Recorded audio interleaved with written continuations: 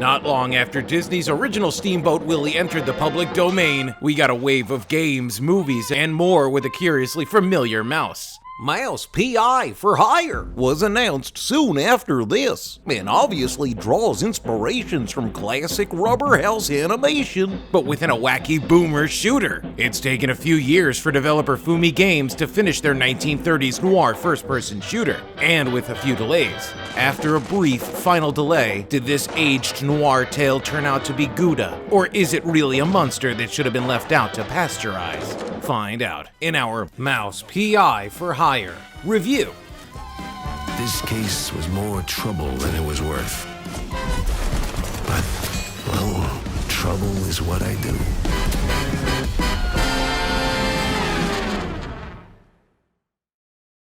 I learned about Marvel Contest of Champions, who sponsored this video, and when I started playing, I was instantly impressed. Finally available on PC and Steam, Marvel Contest of Champions has stylish visuals and fast 1v1 battles with high-flying action the franchise is known for. The game is fun to play and is easy to pick up with its intuitive controls. You can also play solo or with friends through its Alliance War co-op mode. Plus, each character has special signature attacks, like the web-slinger's iconic spider sense. Marvel Contest of Champions has been around for 11 plus years and has over 325 million players. The game has a staggering 350 plus Marvel superheroes and villains, plus my favorite, the friendly neighborhood Spidey. Marvel Contest of Champions is running a Show No Mercy promo until June 8th. Make sure you get your free 10 champions like Punisher, Venom, Ghost Rider, and others by using the link below in the description or the QR code shown on screen. Mouse P.I. for Hire is the story of Jack Pepper, a former detective and war hero turned private investigator. Like noir films, the game starts out with a chase sequence that looks to spell disaster for our hero. Despite his questionable past and unorthodox way of getting things done, Jack is beloved in his community, and many come to him in order to solve cases that the police turn a blind eye to. After the disappearance of a popular magician named Steve, local journalist Wanda asks for Pepper's help in solving the case. Along the way, the player must foil an assassination attempt, kill cultists, and even save his beloved neighborhood. As the player uncovers the truth behind the disappearance of the magician, they also learn about the dark conspiracy involving the disappearance of the shrews, police corruption, cheese smuggling, and political unrest and bribery. The game's narrative draws inspiration from the tales of New York City and Chicago during Prohibition, and popular tropes from noir films like The Maltese Falcon and Murder My Sweet. Even the vehicle used to drive between different areas is similar to the cars of that early 20th century time period. The character's personality draws inspiration from mid-Atlantic sounding men, while having a more cheesy spin based on the setting and characters. The story is still dark, with crime found rampant in and out of the shadows. While the story may cover a disappearance and a murder mystery, its overarching plot feels pretty routine, up until the later chapters in the game. Rather than taking on the genre and coming up with an ending that aligns with the typical noir finale, the developers went a different direction and created a hellish scenario for the player to deal with.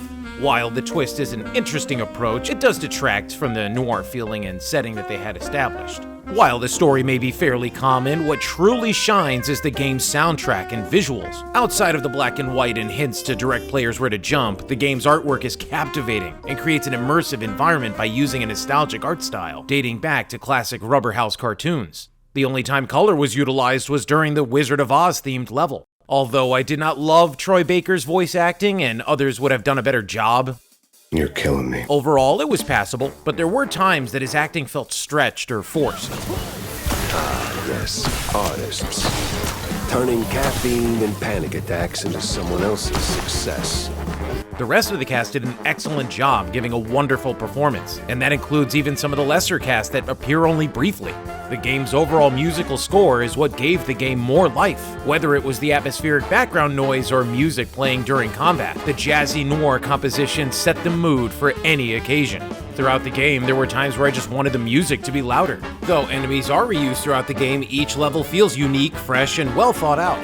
The guns in the game have a 1930s and 40s designs while still feeling cartoonish. The weapon designs are interesting at first, but when you upgrade them, they feel plain. The upgrades could have been outlandish and comical compared to just adding a reticle or a pressure gauge.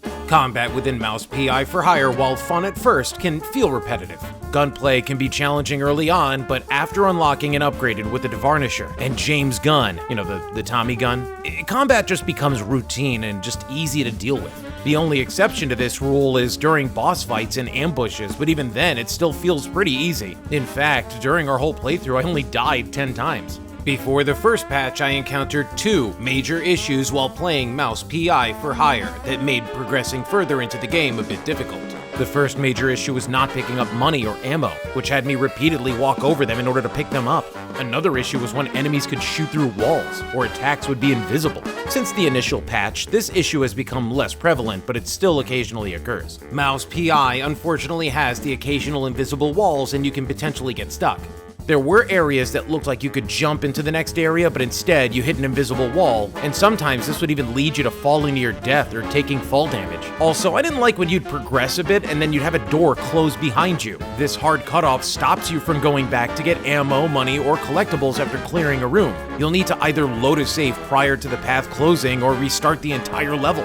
Mouse PI also has no level select after you complete the game, and there's no way to go back to a neutral area to upgrade guns or play the baseball minigame in order to unlock the secret weapon. There's also no New Game Plus, so if you want to play the game on a harder difficulty, Rookie, Detective, or Super Sleuth, you will have to start an entirely new playthrough. While Mouse PI for Hire may have some flaws, it's still a fairly enjoyable game. The core gameplay and gunplay are rather polished, and it can be a lot of fun. Combat within the game is fairly standard when you compare it to other shooters. The story itself is passable for a noir tale, but the game feels like it's more about references to other games. If you like noir games and wacky boomer shooters, then you'll enjoy Mouse PI for Hire. At the end of the day, I did have a lot of fun with the game, even with its cheesy one-liners.